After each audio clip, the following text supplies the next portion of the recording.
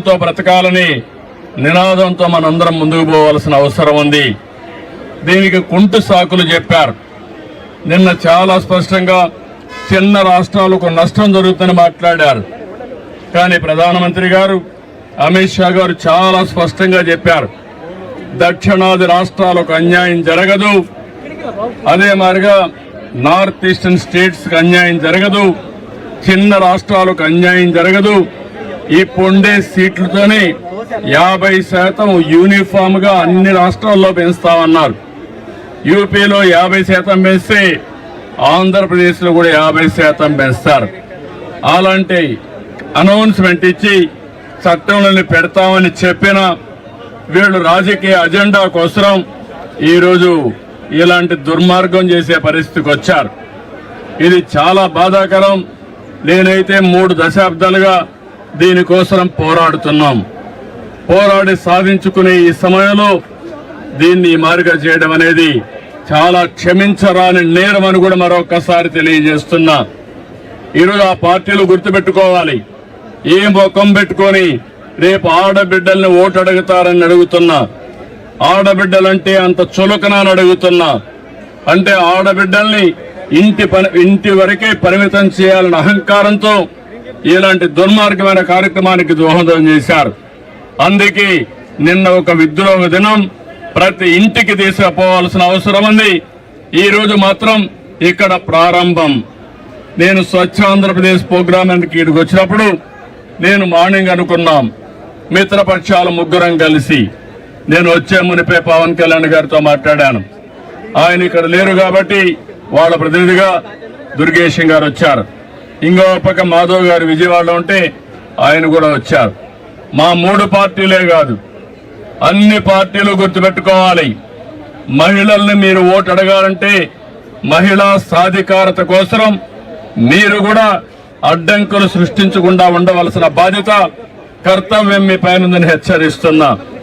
ఇది చాలా బాధేస్తుంది. తెలుగుదేశం పార్టీ అయితే 2017లో ఆ రోజే చట్టంలో మన అసెంబ్లీలో కూడా చట్టం తీర్మానం చేసి పంపించాం. ఇది 3 దశాబ్దాలుగా ఒకప్పుడు కాంగ్రెస్ పార్టీ ఉన్నప్పుడు కనీసం అసెంబ్లీలో బిల్లు పెట్టలేకపోయారు. అలాంటిది 2023లో బిల్లు ప్రవేశపెట్టారు. కానీ సెన్సస్ చేసిన తర్వాత మళ్లీ దీన్ని అమలు చేయాలని చెప్పి నిబంధన పెట్టారు.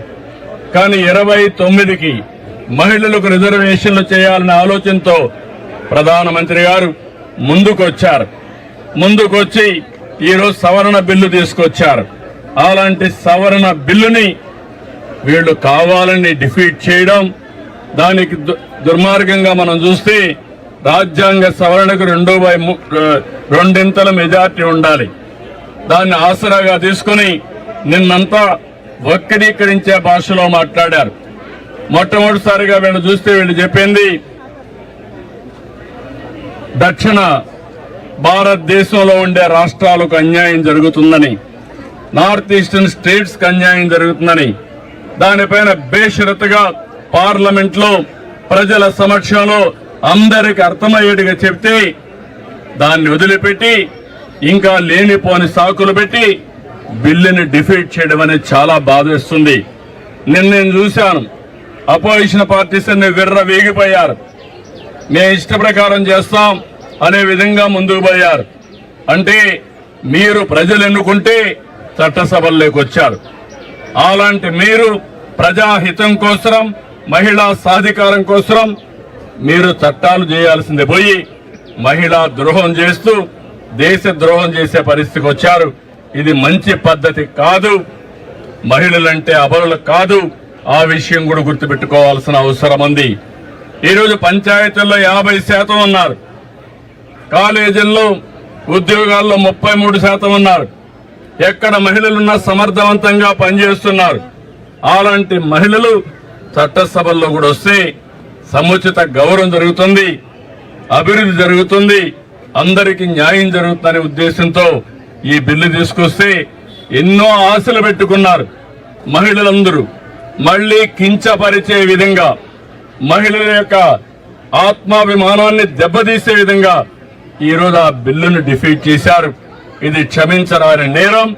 దీనికి నిరసనగా ఈ రోజు నిడదవోలులో ఈ ప్రారంభం ముందుకు తీసుకుపోతాం తప్ప వదిలిపెట్టే సమస్య లేదు.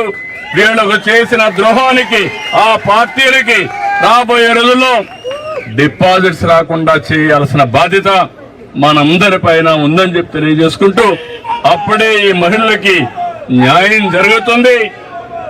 వీళ్ళు ఒక విధంగా చెప్పాలంటే వీళ్ళ ఇంట్లో ఉండే ఆడబిడ్డలు కూడా పైకొస్తే చూడలేనటువంటి ద్వేషం వీళ్ళకు ఉంది. అంటే వీళ్ళ ఆధిపత్యం అది పోవాలి. అందరూ సమానం. మన ఆడబిడ్డలను మనం గౌరవించకపోతే ఎవరిని గౌరవిస్తామని అడుగుతున్నా. కాబట్టి దీన్ని నేను చాలా తీవ్రంగా గర్హిస్తున్నా. ఈ విషయం గుర్తుపెట్టుకోమని వాళ్ళు హెచ్చరిస్తూ రేపటి